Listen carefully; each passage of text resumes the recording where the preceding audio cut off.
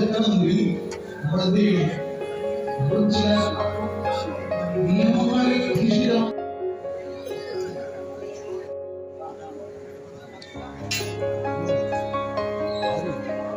ഭഗവതി ക്ഷേത്രത്തിൽ പോയി തൊഴുതിട്ട് വരികയാണ്. ഭഗവതിയുടെ ക്ഷേത്രങ്ങൾ, അമ്മ ദൈവങ്ങൾ എത്രയാണ്, ദേവന്മാര് പോലും അവസാനം നിവൃത്തിയില്ലാതെ. കന്യകയാണ് കന്യാകുമാരി ദേവി. നമ്മള് പോയിട്ട് കൂടില്ലേ, നമ്മൾ പോയിട്ട് നമ്മുടെ സങ്കടങ്ങളൊക്കെ പറഞ്ഞ് ഇങ്ങനെ അനുഭൂതിയോടുകൂടി തിരിച്ചു വരാറുണ്ട് ഇല്ലേ? അപ്പൊ കന്യകയെ പൂജിച്ചവർ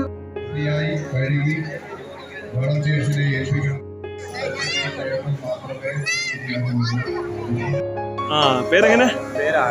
ആനന്ദ്. ഒരു എത്ര പേര് കൂടെ ഉണ്ട് ജോലിക്ക്? ഏകദേശം ഒരു 30-30ഓളം വർക്കേഴ്സ് ഉണ്ട്. 30 പേര്. എത്ര പേര് ഒരു ദിവസം ഭക്ഷണം കഴിക്കുന്നുണ്ടാവും? രാവിലെ ഏകദേശം നമ്മളൊരു 1000, 1200, 1400 പേരോളം രാവിലെ കഴിക്കുന്നു. ഉച്ചയ്ക്ക് 4500 തൊട്ട് 5000 പേരോളം അടുത്ത് വരാറുണ്ട്. പിന്നെ വൈകുന്നേരം നമ്മൾ ചായയും അതിൻ്റെ പലഹാരവും ഉണ്ട്. അത് ഏകദേശം 800 to 900 പേര് എടുത്ത് വരാറുണ്ട്. പിന്നെ രാത്രിത്തെ ആഹാരം എന്ന് പറയുമ്പോഴത്തേക്ക് ഏകദേശം 1000 to 1800 പേര്, 1600 പേരോളം രാത്രി കഴിക്കാറുണ്ട്. അതെ. പിന്നെ ഓരോ ദിവസം ഓരോ ഭക്ഷണമുണ്ട്.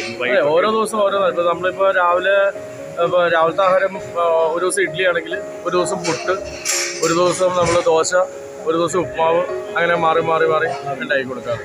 ഇപ്പോൾ ആൾക്കാർ പെട്ടെന്ന് കൂടുതൽ വന്നാലും ചില ദിവസങ്ങൾ ആൾക്കാർ കൂടുതൽ വരാറുണ്ട്. അപ്പോൾ ഇന്നലെ ദോശയായിരുന്നു. ദോശ വന്നപ്പോഴത്തേക്കും ആൾക്കാർ കൂടുതൽ വന്നപ്പോഴത്തേക്കും ദോശ വന്നപ്പോഴത്തേക്കും അതിൻ്റെ പുറകെ നമ്മൾ ഉപ്മാവ് ഉണ്ടാക്കി കൊടുക്കും.